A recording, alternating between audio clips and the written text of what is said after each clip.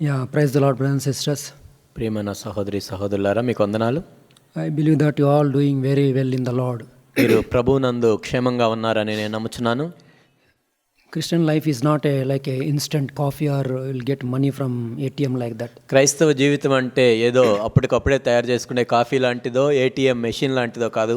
It involves so much labor ఎంతో ప్రయాసతో కూడుకున్న వ్యవహారం. to walk in the ways of the Lord. దేవుని యొక్క మార్గంలో నడవాలి అనుకుంటే Even Apostle John said his commandments are not burdensome. అపోస్తులైన యోహాను కూడా మనతో చెప్పింది ఏంటి అంటే ఆయన ఆజ్ఞలు భారమైనవి కావు. Even all this labor, God always provides grace to us. ఈ ప్రయాసము అంతా కూడా దేవుడు తన కృపను మనకు ఇస్తాడు. So we should not feel burdensome living a Christian life. కాబట్టి క్రైస్తవ జీవితం జీవించడానికి మనం ఏదో ఒక భారంగా భావించాల్సిన అవసరం లేదు. Many Christians live like that. అనేక మంది క్రైస్తవులు వారి జీవితాలను ఈ విధంగా గడుపుతూ ఉంటారు. I also lived some years when I newly came to Christ. నేను కూడా క్రీస్తులోనికి వచ్చిన అనేక సంవత్సరాలు మొదట్లో ఈ విధంగానే జీవించాను. It is heavy, very hard, very difficult. ఇది ఎంతో భారమైనది, ఎంతో కష్టమైనది అని నేను భావించాను. Very tension also. ఎంతో ఒత్తిడితో కూడుకున్నదని భావించాను. Because we are going against the flesh, against the world, against the Satan. ఎందుకంటే మనం శరీరానికి విరోధంగా పోరాడుతున్నాం, లోకానికి విరోధంగా పోరాడుతున్నాం, సైతానికి విరోధంగా పోరాడుతున్నాం.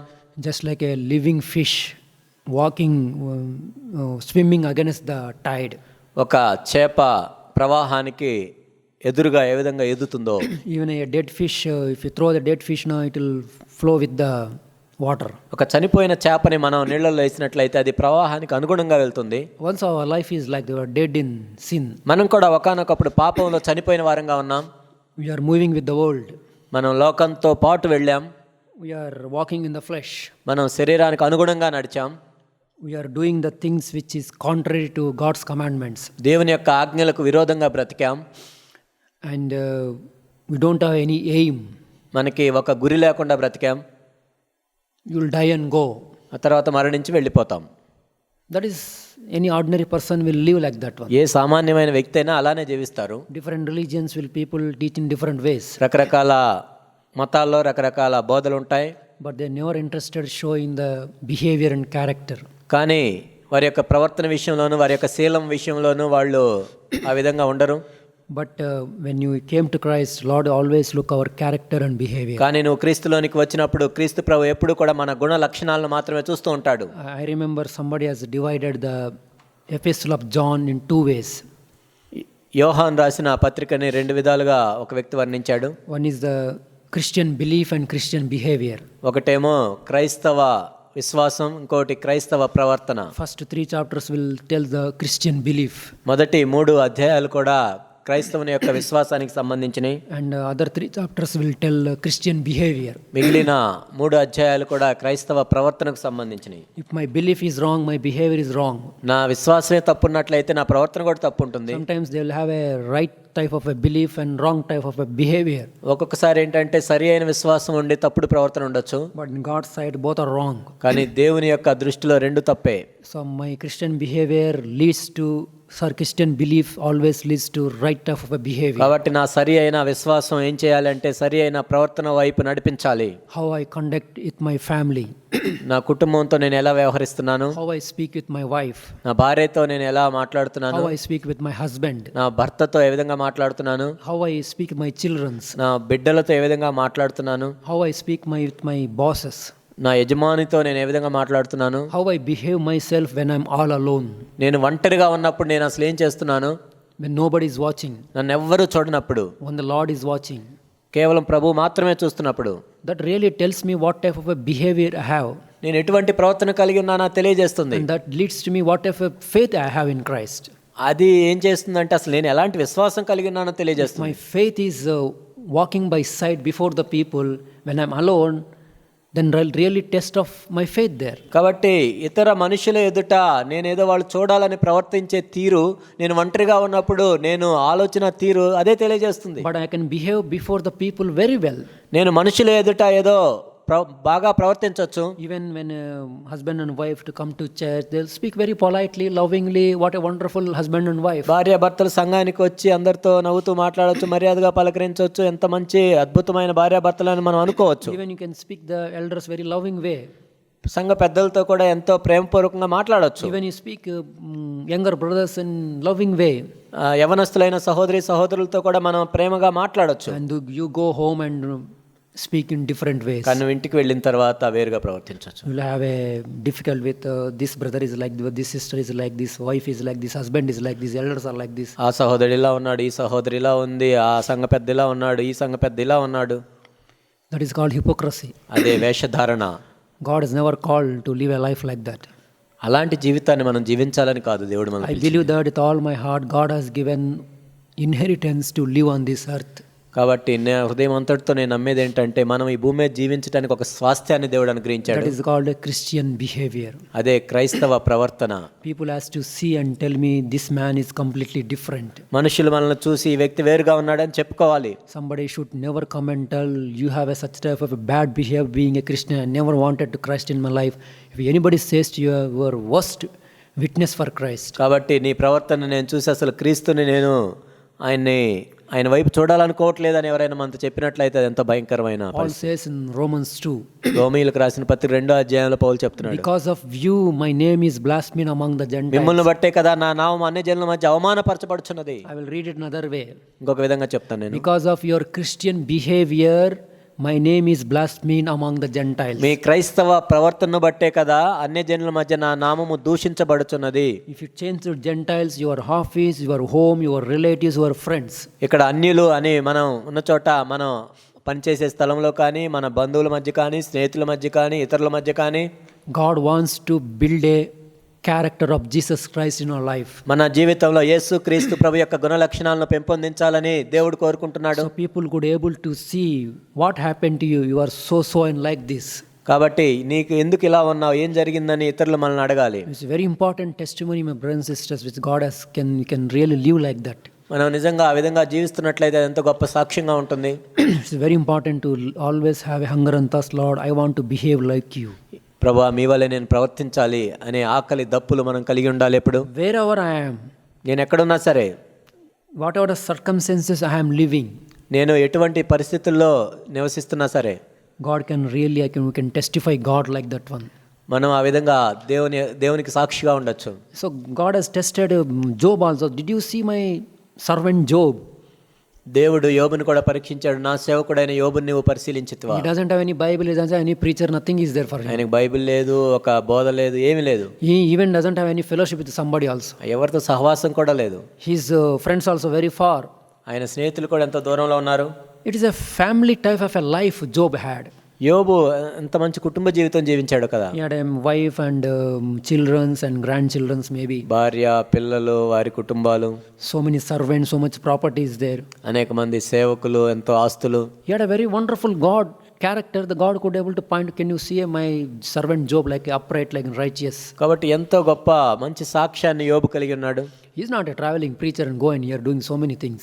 ఆయన ఏదో అక్కడికి వెళ్ళి ఇక్కడికి వెళ్ళి ఏదో బోధలు చేసే వ్యక్తి He is కాదు. a simple witness to his family members, to his fellow workers and surrounding place. కాబట్టి తన కుటుంబ సభ్యులకి, తన దగ్గర పనిచేసే వాళ్ళకి, తనకు అందుబాటులో ఉన్న వాళ్ళందరికీ సాక్షిగా ఉన్న వ్యక్తి. God could able to point out such a wonderful behavior to Satan.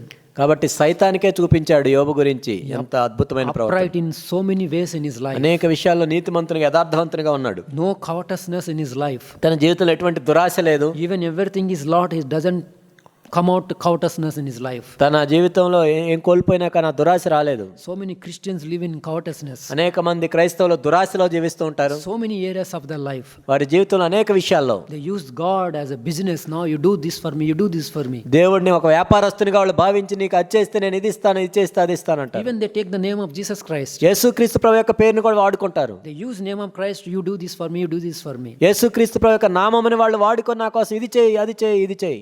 Nothing wrong to ask like that. ప్రభువుని మనం అడగటంలో తప్పులేదు. But if it is according to God's will. కానీ అది దేవుని చిత్తానుసారం అయితే, But if I am using God like that, కానీ దేవుడిని నేను వాడుకోవటం మొదలుపెట్టి, then I have a business with God.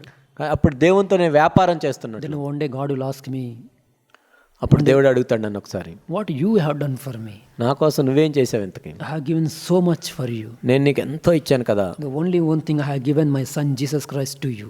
నేను నా ఒక్కగానొక్క ప్రియ కుమారుడిని నీకోసం నేను ఇచ్చాను. Did you able to live according his standard? మరి ఆయన చెప్పినట్లు ఆయన ప్రమాణాల ప్రకారం నువ్వు జీవిస్తున్నావు. I want to read some verses from Isaiah chapter 5. యెషయా గ్రంథం 5వ అధ్యాయం. It is a very interesting parable. ఎంతో మంచి ఉపమానం. Very interesting. When I read it, I examined my own life. ఇది ఎంతో ఆసక్తికరమైంది. నేను చదివినప్పుడు నా జీవితాన్ని పరీక్షించుకున్నాను ఒకసారి. Let me read it to you. మీకోసం నేను చదువుతాను. It says verse 1. 1. Let me sing now of my well-beloved. నా ప్రియుని గూర్చి పాడెదను వినండి. A song of my beloved concerning his vineyard. అతని ద్రాక్ష తోటను బట్టి నాకు ఇష్టడైన వాని గురించి పాడెదను వినండి. My well-beloved had a vineyard on a fertile hill. సత్తువ భూమి గల కొండ మీద నా ప్రియునికి ఒక ద్రాక్ష తోట ఉండెను. It means Isaiah telling one parable. యెషయా ఒక ఉపమానం చెప్తున్నాడు ఇక్కడ. He's talking about one vineyard. ఒక ద్రాక్ష తోట గురించి చెప్తున్నాడు. And he dug it all around, removed its stones. ఆయన దాన్ని బాగా త్రవ్వి రాళ్లను ఏరి, And he has cleaned that one actually. అందులో శ్రేష్టమైన ద్రాక్ష Remove all the stones from there. అక్కడ రాళ్లన్నీ తవ్వి ఏరేశాడు. And he planted with the choice of vines. అందులో శ్రేష్టమైన ద్రాక్ష తీగలను He నాటించాడు. put so many grape fruits and something like that. అక్కడ ద్రాక్ష పండ్లని వాటిని పెట్టాడు. And he built a tower in the middle of it. దాని మధ్యన బురుజు ఒకటి వేయించి, Just somebody can live there and look after that one. అక్కడ ఎవరైనా చూసుకోవాలని. Also he would out a wine vat in it. ద్రాక్ష తొట్టిని తొలిపించను. One small wine bucket or something, so everybody can put the fruits in that one. కాబట్టి ఒక తొట్టిని కూడా తొలిపించాడు. Then he expected to produce a good grapes. అప్పుడు ద్రాక్ష పండ్లు ఫలింపాలని ఎదురు చూస్తుండే. So everything he has done to good grapes can come. మంచి ద్రాక్ష ఫలాలు వస్తాయేమో అని చూస్తూ That is the intention of God for the vineyard of Israel. కాబట్టి ఇశ్రాయేలు అనే ద్రాక్ష తోట పట్ల దేవుడు ఆశించింది అది నిజానికి. See what all things God has done there.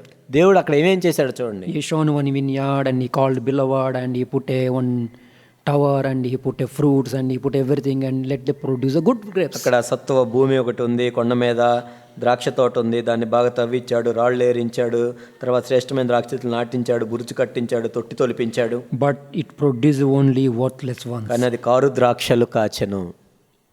You see that? God has done so much to the Israel, but only worthless grapes came from that. దేవుడు ఇశ్రాయేల్ కోసం ఎంతో చేశాడు, కానీ చివరికి అది కారు ద్రాక్షలు కాసింది. Then verse 3 says, 3వ వచనం. And now, O inhabitants of Jerusalem, men of Judah, judge between me and my vineyard. అక్కడ నా ద్రాక్ష తోట విషయం నాకు న్యాయం తీర్చవాలని మేము వేడుకొంచున్నాను. And God is saying, now will judge between me and your vineyard. మరి ఇప్పుడు ద్రాక్ష తోటకి నాకు మధ్య న్యాయం తీర్చండి. What more was there to do for my vineyard that I have not done in? నేను నా ద్రాక్ష తోటకు చేసిన దానికంటే మరేమి దానికి చేయగలను? Why when I expected to produce a good grapes did not prove worthless ones? అది ద్రాక్ష పండ్లు కాయనని నేను కనిపెట్టినప్పుడు అది కారు ద్రాక్షలు కాయటకు కారణమేమి? You see that God is asking question to vineyard people. అక్కడ యెరూషలేములో ఉన్న ప్రజలను అడుగుతున్నారు. You tell me, when I given a vineyard putting so many things, what is lacking in that? మరి నేను దానికి కావాల్సిందంతా ఇచ్చాను, మరి ఏమి కొదువు ఉందని అది కారు ద్రాక్షలు కాసింది. Everything is there. సమస్తం ఉన్నాయి అక్కడ, But it has produced the worthless grapes. కానీ అది కారు ద్రాక్షలు కాసింది. I consider this a picture of every Christian. ఇది ప్రతి క్రైస్తవుని యొక్క జీవితం. Christ came in our life. క్రీస్తు మన జీవితంలోనికి వచ్చాడు. He has forgiven all our sins. మన ప్రతి పాపాన్ని ఆయన క్షమించాడు. Our names are written book of life. మన పేర్లు జీవ గ్రంథంలో రాయబడ్డాయి. And he has given the power of the Holy Spirit. పరిశుద్ధాత్మ శక్తిని ఇచ్చాడు. He has given the Bible to us.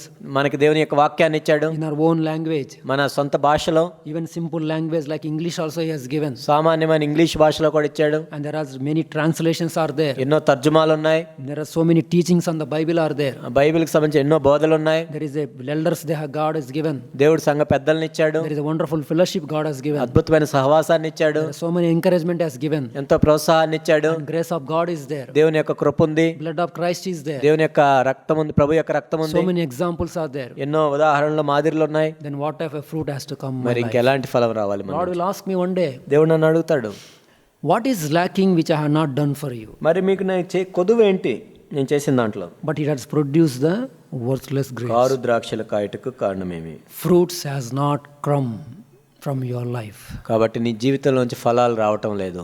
I examine my life like that. నా జీవితాన్ని నేను చూసుకున్నప్పుడు one day Lord will ask me. ఒకానొక రోజు ప్రభు నన్ను అడుగుతాడు, He'll point out everything like this. ఇలా అన్నీ చెప్తాడు. What fruit has brought from your life? నీ జీవితంలోంచి వచ్చిన ఫలం ఏంటి? I could able to see only anger, కోపాన్ని నేను చూస్తున్నాను, maybe lusting, మోహాన్ని చూస్తున్నాను, maybe covetousness, దురాశనే చూస్తున్నాను, maybe hating, ద్వేషాన్నే చూస్తున్నాను, maybe exalting ourselves, నన్ను నేను హెచ్చించుకోవటమే చూస్తున్నాను, maybe exposing our gifts, లేకపోతే నాకు ఇచ్చిన తలాంతులను ఏదో బహిర్గతం maybe చేసుకుంటాను, thinking that somebody is suppressing me not to do ministry. లేకపోతే నన్ను ఎవరో తొక్కేయాలని అనుకుంటున్నారని నేను అనుకోవటం. These all things really came from our life like that. మన జీవితం నుంచి ఎన్ని వస్తున్నాయా? Whether goodness, compassion, mercy, love, discipline, correction, all these things are came లేకపోతే out. కనికరం, మంచితనం, సాత్వికం, విశ్వాసం ఇలాంటివి వస్తున్నాయా? God is looking fruit in our life. దేవుడు మన జీవితంలో ఫలాలను ఆశిస్తున్నాడు. Let us turn to one more again. ఇంకోటి చూద్దాం. In Jeremiah chapter 2. ఇర్మియా 2. Here Jeremiah is telling to chapter 2 verse 4. ఇర్మియా 2:4. He's saying, hear of the word of the Lord, house of Jacob, యాకోబు ఇంటివార్లారా, ఇశ్రాయేలు ఇంటివార్లారా, and families of house of Israel. మీరందరూ యెహోవా వాక్కు వినుడి. You can put house of Jacob means myself, and families of house of Israel, maybe church life or something ఇక్కడ like that. యాకోబు ఇల్లు అంటే మన కుటుంబం గురించి అనుకోవచ్చు, ఇశ్రాయేలు ఇల్లు అంటే సంఘం గురించి అనుకోవచ్చు. And verse 5. 5వ వచనం. Thus says the Lord, ప్రభు ఇలాగ సెలవిచ్చును, what injustice did your father find in me? నా యందు ఏ దుర్నీతి చూచి మీ పితరులు వ్యర్థమైన దాన్ని అనుసరించి.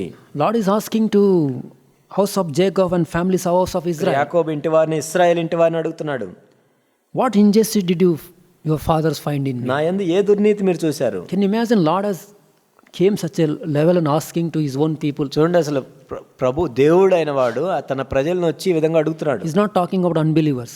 అవిశ్వాసుల గురించి కాదు ఇక్కడ He's talking to his own chosen people ఏర్పరచబడిన తన జనులను who అడుగుతున్నాడు. saw the wonderful miracles, అద్భుతమైన ఎన్నో అద్భుతాలు చూశారు. who came out of the land of Egypt, ఐగుప్తు నుంచి వచ్చారు, and they went far from me.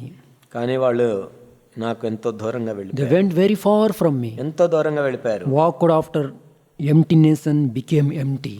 మీ పితరులు వ్యర్థమైన దాన్ని అనుసరించి తాము వ్యర్థులగునట్లు నా యొద్ద నుండి దూరంగా తొలగిపోయారు. Can you imagine living in the land of Canaan? They went away from God and they walked emptiness, they become empty. కాబట్టి కనాను దేశంలో వాళ్ళు జీవిస్తూ కూడా వ్యర్థమైన దాన్ని అనుసరించి వాళ్ళు వ్యర్థులయ్యి దేవునికి ఎంతో దూరంగా వెళ్ళిపోయారు. Even today I can sit in the church.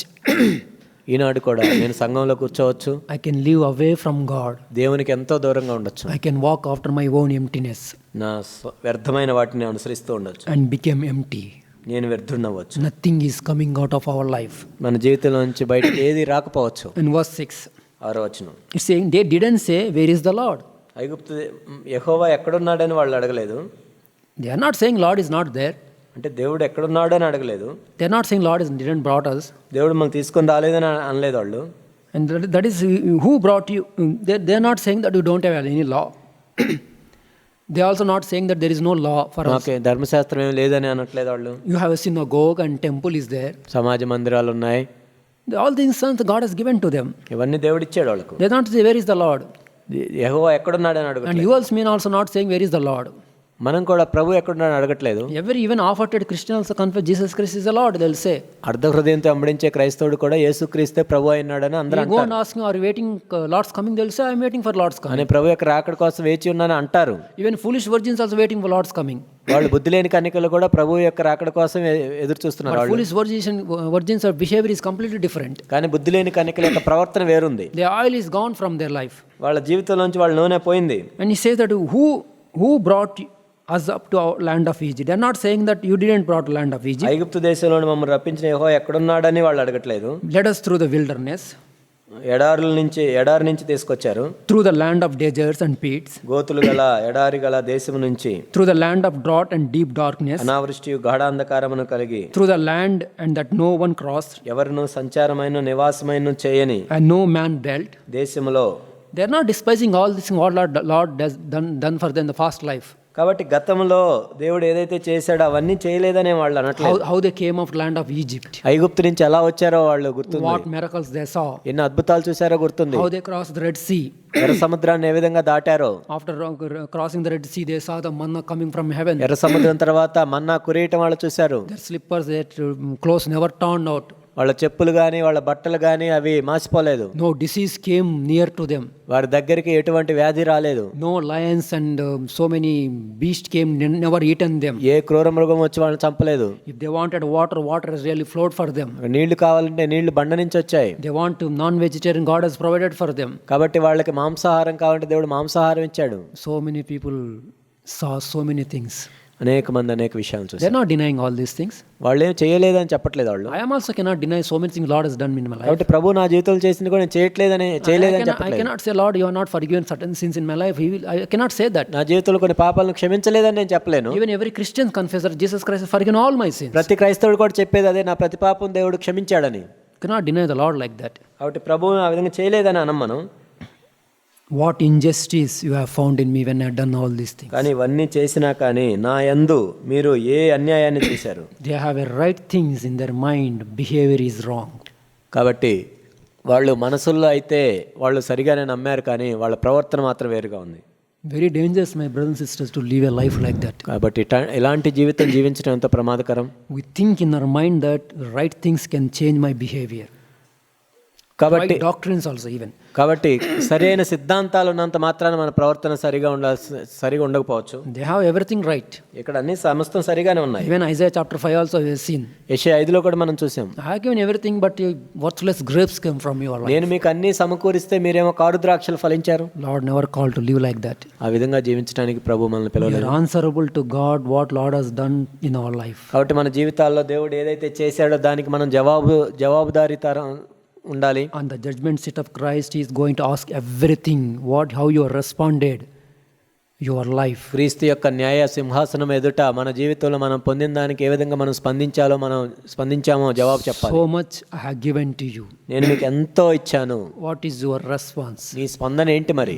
What it is really produced from your life? నీ జీవితంలోంచి ఏమి ఫలించావు? Whether it is came good grapes or worthless grapes. అవి మంచి ద్రాక్షలు వచ్చినాయా, కారు ద్రాక్షలు వచ్చినాయి? Whether it is a good fruit or bad fruit. మంచి ఫలం వచ్చిందా, చెడ్డ ఫలం Whether వచ్చిందా? it is a good behavior or bad behavior. మంచి ప్రవర్తన వచ్చిందా, చెడ్డ ప్రవర్తన What వచ్చిందా? words came from your mouth? నీ నోట్లోంచి ఎలాంటి మాటలు వస్తున్నాయి? Because you never kept, your heart is very clean.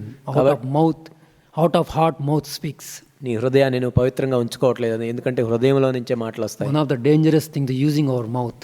కాబట్టి మనం నోటిని వాడటం అనేది ఎంత That ప్రమాదకరం. really tells what fruit we have in our heart. కాబట్టి మన హృదయంలో ఏ ఫలం ఉందో అది తెలియజేస్తుంది. That's why Bible speaks so much about our tongue. అందుకే మన నాలుక గురించి బైబిల్ అంతా తెలియజేస్తుంది. How you really speak. నువ్వు ఎలా మాట్లాడుతున్నావు? Think about Jesus dying on the cross, what type of tongue He has used. కాబట్టి యేసుక్రీస్తు ప్రభువారు ఆ శిలువలో మరణిస్తున్నప్పుడు ఎలాంటి మాటలు మాట్లాడారు? That really tells that Jesus Christ has lived such a perfect life before His Father. అదేం తెలియజేస్తుందంటే తన తండ్రి ఎదుట ఎప్పుడు కూడా ఆయన పవిత్రమైన జీవితం జీవించాడని మనకు తెలియజేస్తుంది. Deepest trial in the life of Jesus Christ. యేసుక్రీస్తు ప్రభువారు వెళ్ళిన లోతైన శ్రమలో With so much pain, ఎంతో బాధ, so much difficult. ఎంతో కష్టం.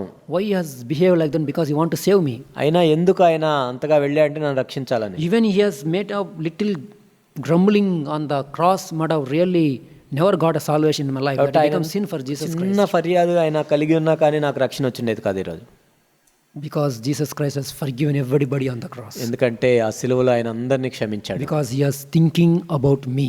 ఎందుకంటే ఆయన నా గురించి He is ఆలోచిస్తున్నాడు, thinking about you. నీ గురించి I ఆలోచిస్తున్నాడు. want to give something to my own people. నా ప్రజలకు నేను ఇవ్వాలి, I want to give my inheritance. నా స్వాస్థ్యాన్ని నేను ఇవ్వాలి, I want to give vineyard to them. నేను వారికి ద్రాక్ష తోటని ఇవ్వాలి. So they can enjoy so many things which I am going to give to you. కాబట్టి నేను వాళ్ళకి ఇవ్వబోయే దాన్ని వాళ్ళు సంతోషంతో I అనుభవించాలి. am going to give a joy, peace in their life. వాళ్ళ జీవితంలో నేను సంతోషం, సమాధానం I ఇవ్వాలి. am going to forgive all their sins. నేను వారి పాపాలన్నింటినీ I క్షమించాలి. am going to give the power of the Holy Spirit to them. పరిశుద్ధాత్మ యొక్క శక్తిని వారికి ఇవ్వాలి. They will behave exactly my son has behaved on this earth. కాబట్టి నా కుమారుడు ఈ భూమి మీద ఏ విధంగా ప్రవర్తించాడు వీళ్ళందరూ కూడా అలా ప్రవర్తించాలి. It's very important, my brothers and sisters, to live in the Christian behavior. కాబట్టి నా ప్రియమైన సహోదరి సహోదరులారా, ఇటువంటి క్రైస్తవ ప్రవర్తన మనం కలిగి ఉండాలి. According to the principle of Bible. బైబిల్లో రాయబడిన నియమాలకు అనుగుణంగా. I want to show some verses in 1 Peter పేతురు రాసిన మొదటి పత్రిక chapter 2. రెండో అధ్యాయం. See here what is Apostle Peter is saying. ఇలా పేతురు ఏం చెప్తున్నాడు చూడండి. Chapter 2 verse 9. 2:9. It says, but you are a chosen race. మీరు ఏర్పరచబడిన జనాంగం. Think about these verses. దీని గురించి ఆలోచించండి. A royal priesthood. మీరు యాజకులైన సమూహం, a holy nation, మీరు పరిశుద్ధ జనాంగం, a people for God owns possession. దేవుని యొక్క స్వాస్థ్యమై ఉన్నారు. So many names God has given to us. ఎన్నో పేర్లు దేవుడు మనకిచ్చాడు. He called me a chosen race. I have chosen you. మీరు ఏర్పరచబడిన జనాంగం అని చెప్తున్నాడు. It is not just a priesthood, it is royal priesthood. ఇక్కడ కేవలం యాజకులే కాదు, రాజులైన యాజక సమూహం, Kings. రాజులు. Royal priest means king of kings. ఇక్కడ రాజులకు రాజులు. He made us kings and priests. మన రాజులుగాను యాజకులుగాను ఆయన నియమించాడు. And he called a holy nation. మన పరిశుద్ధ జనాంగంగా పిలిచాడు. God is calling me, you are holy. నీవు పరిశుద్ధుడివి అని దేవుడు You పిలుస్తున్నాడు. are a saint. నువ్వు ఒక పరిశుద్ధుడివి. You are saint in my eyes. నా దృష్టిలో నువ్వు పరిశుద్ధుడివి. And people of God own possession. అక్కడ దేవుని యొక్క స్వాస్థ్యమై ఉన్నారు. You are my own possession. నా స్వాస్థ్యమై ఉన్నారు. You are my own inheritance. నా సొత్తు మీరు. Why he is saying all these things? ఎందుకు చెప్తున్నాడు? So that you may proclaim the excellencies of him who has called you out of darkness into marvelous light. మీరు చీకటిలో నుండి ఆశ్చర్యకరమైన తన వెలుగులోనికి మిమ్మల్ని పిలిచిన వాని గుణాతిశయములు ప్రచురము చేయ నిమిత్తం. You put this verse in Isaiah chapter 5. యెషయా 5 ప్రకారం మనం దీన్ని చూస్తే, But they could not able to produce a light of God from their life. కాబట్టి వారి జీవితంలో దేవుని యొక్క వెలుగును వాళ్ళు చూపించలేకపోయారు. Darkness came. అంధకారమే వచ్చింది. Darkness, worthless grapes. కారు ద్రాక్షలే కాశారు. But here I want to proclaim, I want to show to the call that out of darkness marvelous light. కాబట్టి అంధకారంలో నుండి ఆశ్చర్యకరమైన వెలుగులోనికి, That is the purpose of God has given to us. దేవుడు మనకిచ్చిన ఉద్దేశం అదే. It says in verse 10. 10వ వచనంలో మనం చూస్తే, Still I have shown something to you. నేను మీకు అయినా కానీ కొన్ని చూపిస్తున్నాను. Once you are not a people of God, మీరు ఒకప్పటి ప్రజగా ఉండక, you are not my people. మీరు నా ప్రజలు కాదు. For you are not people of God. ఇప్పుడు మీరు దేవుని ప్రజలై ఉన్నారు. Once you are not people of God, you are people of God today. మీరు ఒకప్పుడు దేవుని ప్రజలుగా లేరు, ఇప్పుడు దేవుని ప్రజలై ఉన్నారు. And you are not received mercy. మీరు ఒకప్పుడు కనికరించబడలేదు. Brothers and sisters, we don't have any authority, anything to receive mercy from God. కాబట్టి నిజంగా దేవుని కనికరాన్ని పొందే అర్హత కూడా మనకు లేదు. But now you have received mercy. కానీ ఇప్పుడు మీరు కనికరాన్ని పొందారు. See what all things Apostle Peter is telling to his people. అపోస్తలుడైన పేతురు తన ప్రజలతో ఏం చెప్తున్నాడు? Then he says verse 11. 11వ వచనం, Beloved. ప్రియులారా. Very important. I love this verse, beloved. ప్రియులారా అనే మాట నాకు చాలా ఇష్టం. Sometimes I want to hear from Lord, beloved. ప్రభు దగ్గర నుంచి బిలవర్డ్, ప్రియులారా అనే మాట, ప్రియుడా అనే మాటనే వినాలని ఉంటుంది. But here Daniel got that opportunity. You are highly esteemed, beloved. అక్కడ దానియేలుకు అవకాశం వచ్చింది, నువ్వెంతో ప్రభు చేత But ప్రేమించబడుతున్నావు. Apostle used his own disciples to own people, beloved. అపోస్తలులు సామాన్యమైన ప్రజలతో కూడా మాట్లాడుతున్నారు ఇలా. I urge you as aliens and strangers to abstain from fleshly lust. మీరు పరదేశుల యాత్రికులై ఉన్నారు కనుక ఆత్మకు విరోధంగా పోరాడు శరీరాశలను విసర్జించి, which wage war against the soul. ఆత్మకు విరోధంగా పోరాడుచున్న. See everything what he has said, very wonderful things which God has done to you, then he immediately says that behavior. కాబట్టి ఇక్కడ దేవుడు మీకోసం ఏమేం చేశాడు అని చెప్తూ తర్వాత మీరేం చేయాలి?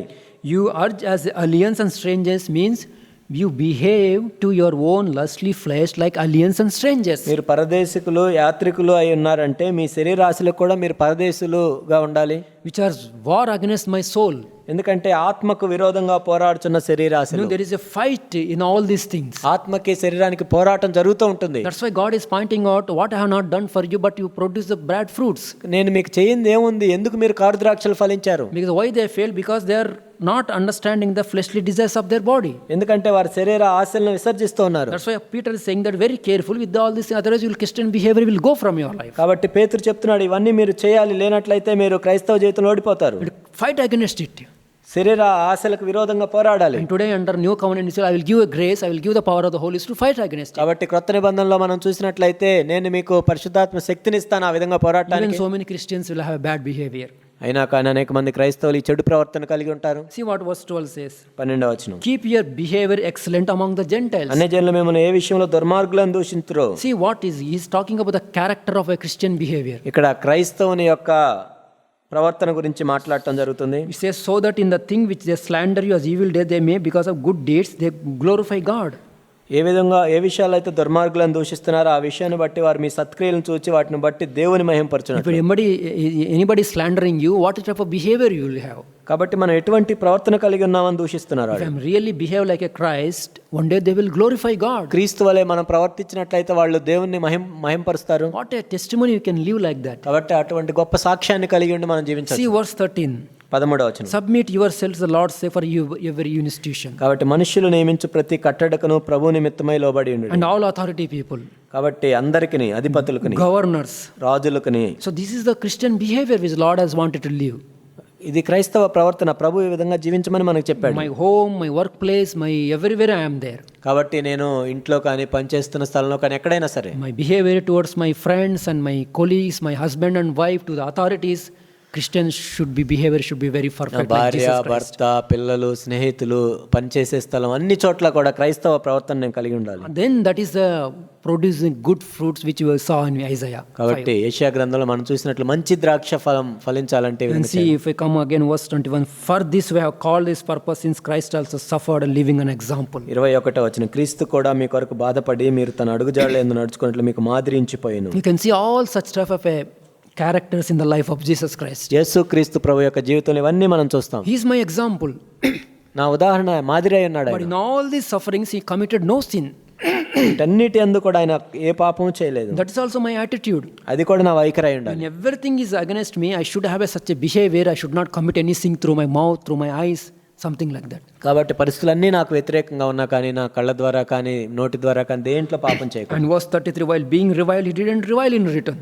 కాబట్టి ఆయన దూషించబడి బదులు దూషించలేదు. While suffering, he did not utter any threats. ఆయన శ్రమ పెట్టబడి బెదిరించలేదు. But kept entrusting himself to his judges righteously. కాబట్టి న్యాయముగా తీర్పు తీర్చి దేవునికి తను అప్పగించుకొనెను. Then everything is committing in the Lord's land. I commit this one, I commit this one.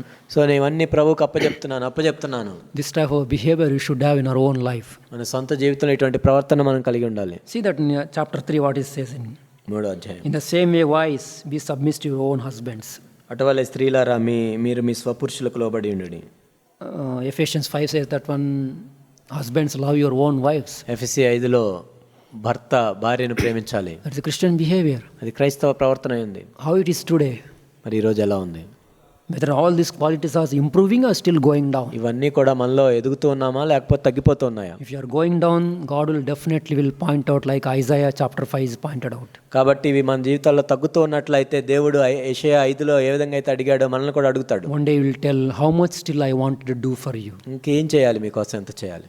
Very sad if I hear from the Lord like that. ప్రభు దగ్గర నుంచి ఆ మాటలు వినటం ఎంత విచారకరం. Lord never called such type of a life, my brothers and sisters. దేవుడు అలాంటి జీవితం జీవించాలని మనల్ని పిలవలేదు. You want to see all these qualities in Jesus Christ. He came to give to us as an inheritance. కాబట్టి యేసుక్రీస్తు ప్రభువులో ఏవైతే గుణలక్షణాలు ఉన్నాయో అవన్నీ మనకి స్వాస్థ్యంగా ఇవ్వడానికి దేవుడు వచ్చాడు. You should have a hunger and thirst, Lord.